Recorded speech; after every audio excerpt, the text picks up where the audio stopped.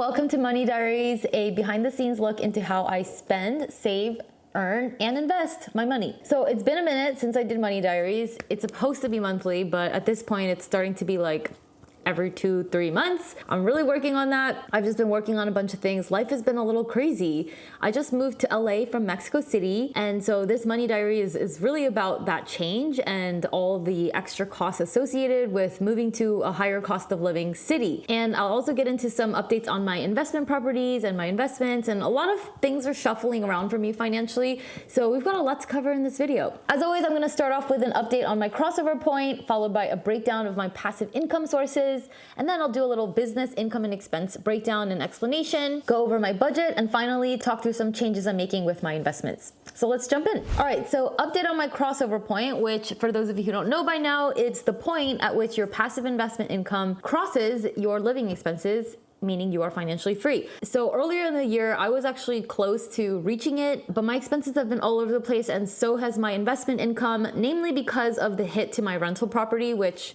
I've talked about in previous videos. So these are what my numbers looked like for April and May. And then for June, my living expenses were quite high because that involved from Mexico to LA, so that there was a lot of moving costs associated, $10,597 versus $4,506 of passive investment income. So most of my living expenses, there was about $2,800 in new home stuff. It costs a lot of money to furnish and buy a bunch of pots and pans and plates for a new place. And the big thing is my rent in LA is now crazy expensive compared to what I used to spend in Mexico City. The main difference is my housing cost in Mexico, because my house was paid for in cash over there, all I had to pay was condo fee and property taxes, which totaled about $300 a month. Whereas in LA, my rent has now gone up to $5,000. So that is literally 15 times higher in housing costs, which is gonna take some getting used to, but we'll get into all the stuff that comes with moving to a higher cost of living city in just a minute. Okay, and as for a breakdown of the $4,506 of passive investment income, well, these are the breakdowns for April and May because I haven't updated you on those. And then for June, I had $340 of Airbnb income from the Mexico condo that I am now converting to an Airbnb. I moved in middle of June, so I only had a few days of to rent. So hopefully the Airbnb is gonna bring in at least $1,000 a month. We'll see, but that's the goal. And then dividend income was $1,070.30. And then income from my retirement portfolio using the 4% rule, assuming 4% withdrawals, it would be $1,955. Options trading income, $1,413.97. Interest income from my high yield savings accounts, $67, for a total of $4,506.92. Now, normally I would also have a couple thousand in rental income, but I'm trying to get to the bottom of why I haven't gotten a distribution from my property management company in almost 5 months. I thought it was due to the repairs being done on the property that got damaged, but their reports are not really making sense. So I'm really trying to get to the bottom of it, because according to my calculations, 2 out of the 3 rental properties should be paying out a profit to me. So this is kind of one of the annoying things about rental property. As great as it is to be able to invest and have rental income, I think rental property is just one of those things that takes a lot of hands-on involvement, especially to sort through all of the numbers and expenses and financials. Sometimes stuff doesn't make sense, especially if somebody else is managing it for you. So that's definitely been a point of frustration. And I'll get into more about what I'm gonna do about all that later in the investment section. All right, and now let's do a little business finance breakdown, because I know you guys are interested in sort of the behind the scenes of how you run a business. So for June, my business income was $65,412, and the breakdown is about $94.50 of that was AdSense from YouTube, $666 from affiliate income, and $55,288 from online courses. And numbers were also very similar for April and May. Okay, yeah, so that's my revenue. All right, and now let's get into business expenses. Those totaled $12,315 for June, and these were the numbers for April and May. Quite happy with these numbers. They've been pretty consistent for this year, but I have to say one big change from moving to Mexico City to LA is that it's really forcing me to think bigger as an entrepreneur, or just think bigger in all ways, and I'm loving it. Because the thing about Mexico City is it's great for digital nomads. It's, you know, low cost of living, cosmopolitan. It's like a better version of New York City, but in Latin America with a lot more trees and greenery and fun things to do. So I have no complaints about Mexico City, but I think my thoughts on digital nomad life in general, after having done it for a couple of years, is that you really do trade off certain things for that international nomad lifestyle. One being finding places that are like low cost of living to live in, and so that your dollars go further or whatever, and do this whole remote work lifestyle. And that can be really fun. I did that in Bali. I loved doing it in Mexico City, and it's just a really fun lifestyle. You meet a lot of amazing people. But there's something about being in a city like LA, it just makes you think bigger, especially if you have a lot of ambitions and big dreams. And especially if you're in like a content creator business like I am, there's really nowhere else like LA. Like it is, the networking here is insane. It's just unmatched. Like the other day I went to some parties for VidCon, which is a YouTube conference. It's all right here in LA. And then every Saturday there's this group of creators that get together to play pickleball. So I'll drop in on that regularly, and have met loads of people too. And just amazing contacts. And of course, and really my entire move to LA was inspired after attending a mastermind here in Malibu with 6 and 7 figure women entrepreneurs. And my mind was just blown. And I that's when I realized like I had to be here, other than of course the personal reasons that my boyfriend lives here.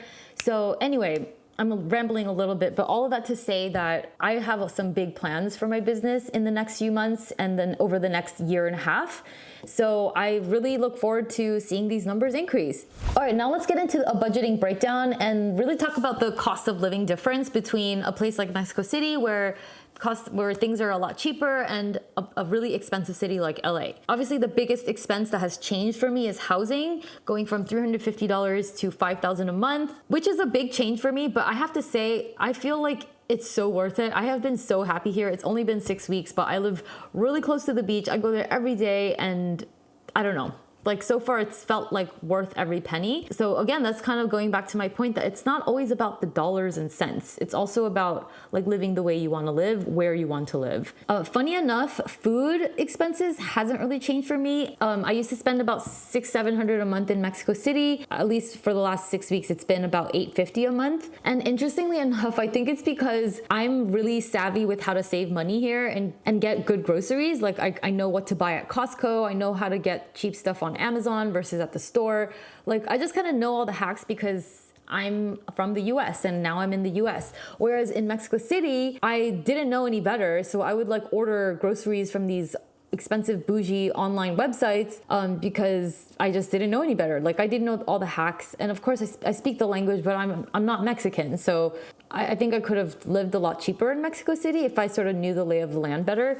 So I think there are like costs associated with being a digital nomad. And even though you're living in like a lower cost of living city, sometimes because you're not familiar with the area, you don't actually end up saving that much money, which actually has been the case for me now that I'm looking at the numbers. Another part of my budget that could have changed a lot as a result of moving from Mexico to LA is transportation, obviously car expense. Now I looked this up, but the average person spends about $900 a month on their car. That's insurance, repairs, registration, all that stuff. And so I didn't have a car in Mexico City, and I still don't have a car here in LA. I decided to not take that expense on. And that was a conscious decision. I actually decided to pay higher rent in a neighborhood that's more walkable in order to not have to get a car. I also work from home, and I'm basically just making do with scooters and asking my boyfriend for rides, and once in a while using my camper van if I really have to. So that's been working out well, and I plan on doing without a car for the foreseeable future in LA. I've been so wrapped up with writing my book.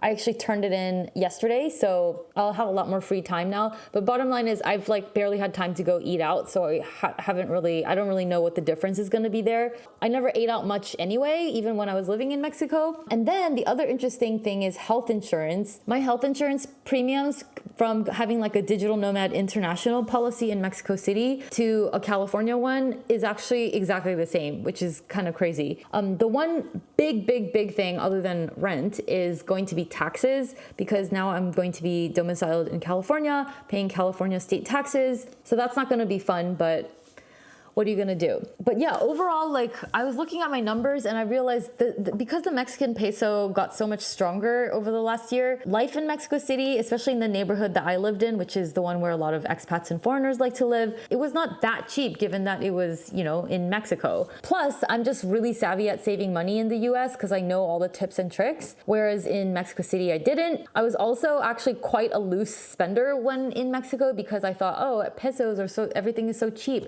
And so I never really checked what I was spending, and I think that ended up with me spending more because here I'm a lot more careful because I know that LA is just so expensive. So it's kind of ironic, but I feel like my expenses in LA are going to be not that much bigger, maybe a couple thousand more than I spent in Mexico City, but I'll let you know in the July update. Overall, ever since moving here, I've figured out some hacks to save money. One of them was buying used furniture. My apartment is furnished with all really cute CB2 and West Elm stuff, and most of it, about half of it, I got for really, really cheap on OfferUp or Facebook Marketplace. I think buying furniture from these places is an amazing, amazing way to save money and still have expensive looking furniture. Also doing Costco runs once a month and like meal prepping a lot every single week is saving so much money. It's so cool because there's so many free activities here, like on the beach, open mics, dance parties on the beach. We've been going camping on the weekends. That doesn't cost very much. And of course, let's not forget that about a third of my apartment is going to be my home office, so that's going to be a tax write-off. So that's it for the budgeting and spending and all that good stuff. Let's get into investments because there's a lot going on there. So in my last video, I had talked about selling the property that got crashed into in order to recoup some of my losses and even walk away with a small profit. However, after over a year, no joke, it's been a year and 4 months since the accident happened and construction is finally finished. And when I got the bill from the construction company, I realized if I sold this property now, I would actually walk away with a loss, not at a profit. There were a lot of invoices flying around and I might have calculated my numbers wrong. So even though the property has appreciated in value by a lot, I still wouldn't be able to break even on all the extra money I had to put in to repair this property. So instead of selling and locking in a loss, I decided to just hold on to it. So currently the property's on the rental market. I'm planning to just rent it out and hold on to it for as long as I need to in order to be able to sell it at a profit versus a loss. But because I learned so much from this experience that rental property, especially in a remote state, is just not my thing. I mean, if it's your thing, more power to you, but I realize it's not my thing. So I'm actually going to slowly sell off my rental property as soon as it makes sense. So out of the 3 rental properties that I have in Vegas, so the first one I'm not gonna sell. However, the second one I realized I could sell, and if I get the listing price that I want, I would make about $130,000 of profit on it. And that house has caused me a lot of problems, a lot of maintenance calls. So I figure I'm just gonna get rid of it before it causes me any more problems while I can at a profit. So I've decided I'm gonna sell it and roll the profits into stock market investments, which will never ever call me in the middle of the night with like a maintenance emergency request. And specifically, I'm going to be buying ETFs that not only pay dividends, but also have really liquid options markets so that I can sell covered calls on those ETFs. That's basically a cool income generation strategy that you could do by selling options on ETFs that you own. It's sort of more like an advanced level investing trick, but it's one that I love to do. And you can generate an extra 2% or so per month on your stock portfolio. So I like that a lot better than rental properties because I can do it from my phone, I can do it from anywhere, and I never have to deal with, people. And then I've also decided to set a regular monthly transfer into a brokerage account that will automatically buy a couple of dividend ETFs that I have been wanting to accumulate more of. These 3 pay really good dividends, and I think they're good long-term holds. Overall, I'm just trying to simplify my life as much as I can. If there's anything I've learned in the last few years, I've thought long and hard about this, and it's that freedom and simplicity are my top top values. I don't care if it's a good investment. I don't care if you can make more money. I just want simplicity and freedom. I don't want to deal with people. I don't want to deal with complicated financial reports. I don't want to deal with like all the stuff that comes with remote rental property investing. I like stock market. I just like the stock market. I like ETFs. I like index funds. I like hands-off investing. So it's good to have gone through this whole journey just to realize that. I think that's also valuable too. So my plan is basically to sell off my rental property portfolio as soon as I can make at least $100,000 profit from each property, because hey, I went through a lot for these properties, so I need to at least profit something from it for me to feel okay about it. And yeah, that could take a long time. It really depends on how the housing market goes, but we'll see. And knock on wood, let's just hope the properties don't cause me any more major issues until then. So anyway, lots of changes ahead. I think your girl just went from a minimalist digital nomad lifestyle in Mexico City basically to a more like maximalist lifestyle in LA. These days I find myself even dreaming about maybe buying a house here, maybe something near the ocean. That would definitely be really expensive, but I don't know. I think like I'm starting to dream bigger and just having bigger goals for myself. And I'm very excited to see where all of that takes me. And I hope you'll come along for the ride too. Anyway, that's it for this episode of Money Diaries. I will do my best to be more consistent about these and do monthly updates. So yeah, I'll see you in July. Bye.